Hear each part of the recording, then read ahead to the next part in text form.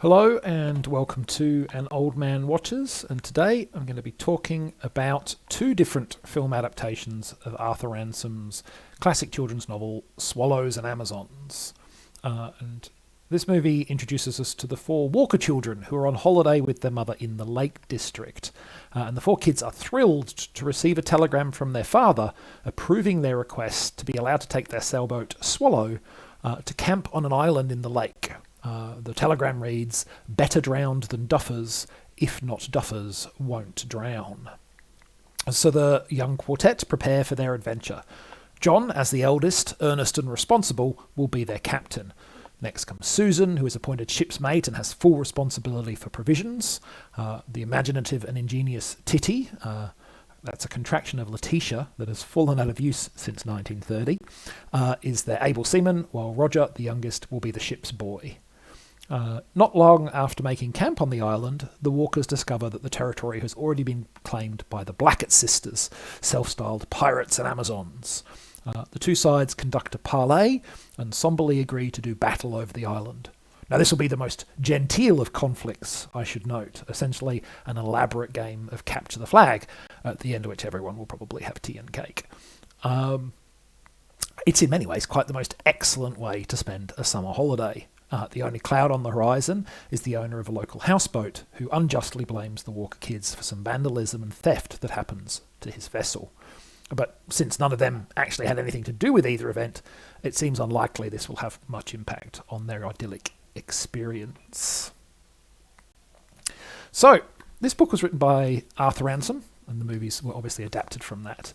Ransome covered Russia's Bolshevik Revolution for the British newspapers, and in that position he used that as an opportunity to feed information to Britain's secret intelligence service, while becoming such a trusted figure among the Russian communist leaders that in 1919 they trusted him to personally carry messages for the secret peace talks between Russia and Estonia.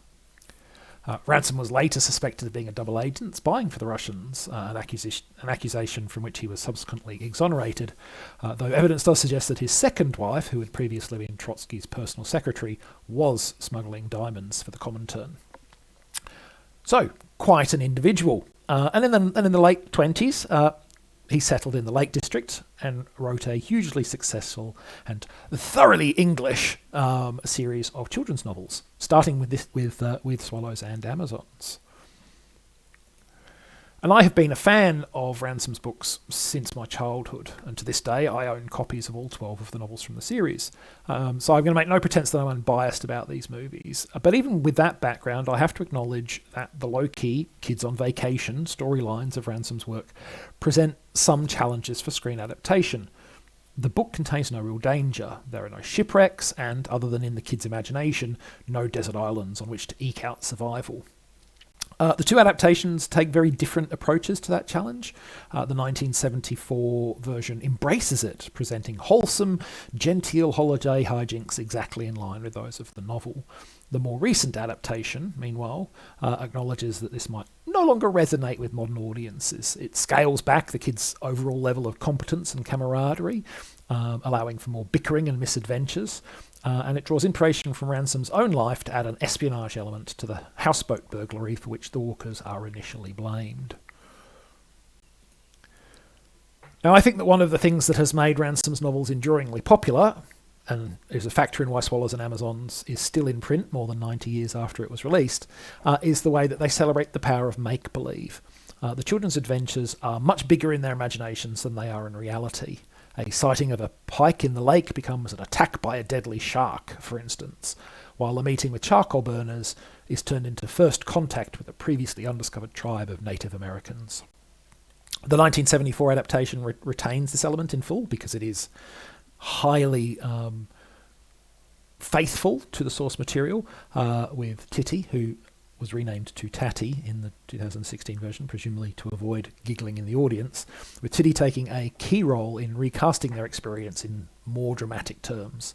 And it's an element that I find somewhat missing from the 2016 version of the film.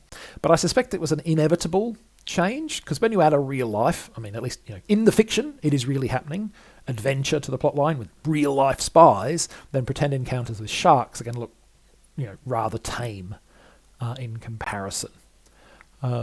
I think, ironically, today, the idea that a 12-year-old boy might be allowed to take his younger siblings for an unsupervised multi-night camping trip on an uninhabited island, even one only a short sail from help, is probably a bigger fantasy than anything even these imaginative kids can come up with.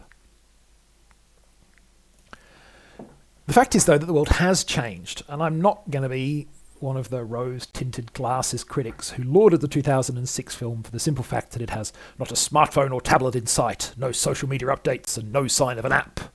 Look, yes, kids spend a lot of time on their devices today, but I spent hours and hours glued to my Commodore 64 as a kid, and if I were my niece's age today, I would be just as attached to my smart devices as they are. Though, come to think of it, my wife might suggest that I already am. In any case, my point is that, particularly in the case of the more recent adaptation, these are both films that lovingly, yearningly, and highly idealistically depict a time that is long gone and long past. And for that reason, these movies may not resonate with modern-day kids, which I think is something of a shame, because at their core, both of these films celebrate the same thing that Ransom's books did, which is the best part of being a child, having lots of free time to enjoy the activities that give you pleasure. Whether those activities are camping on an island or playing Roblox on your tablet, go and do them. Do what brings you joy, as long as you're not hurting anybody in the process. And to me, that's one of the great things about the books and about these movies. Overall, the 1974 version of Swallows and Amazons is still the one that most warms the embers of my cold, dead heart. But both of these films are enjoyable, if thoroughly wholesome and perhaps slightly twee kids' own adventure films. Check them out if an idyllic lakeside holiday appeals to you. Next time, Aliens meets Event Horizon in the 2009 science fiction monster movie Pandorum. But that's next time. Until then, thanks for watching this video, and I hope you enjoyed it.